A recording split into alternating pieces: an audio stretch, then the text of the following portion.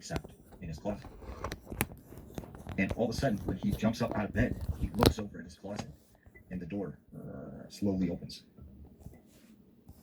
And he gets up and like looks in the closet. There's no one in there. So he's like, that's kind of weird, but he kind of shakes it off, right? The next night, when he's in his bedroom once again, right? He's laying down in his bed. He can't sleep.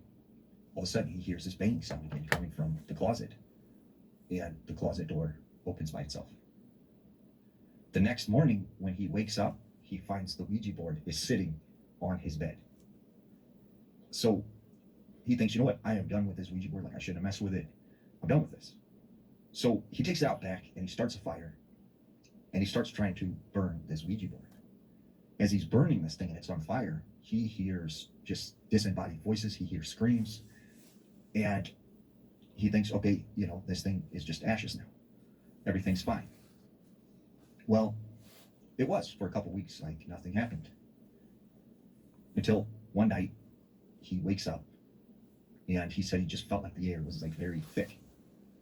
And he had his bedroom door open at the time. Well, all of a sudden, his bedroom door slams shut and his bed just starts shaking violently. And he said, it felt like there was an earthquake.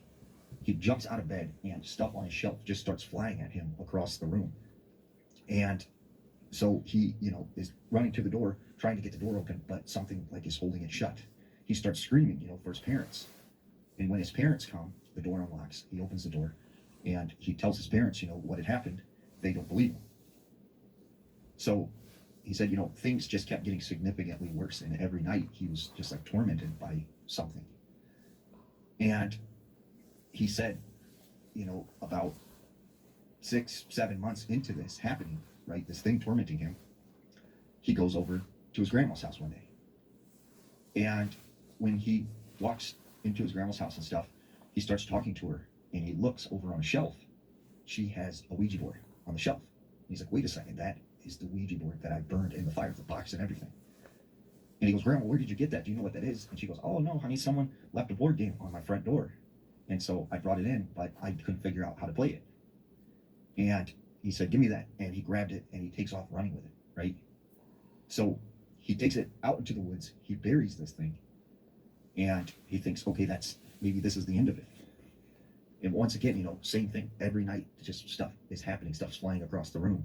His bed is shaking, he starts waking up with scratches all over his body. He starts smelling a very foul sulfur smell in his room.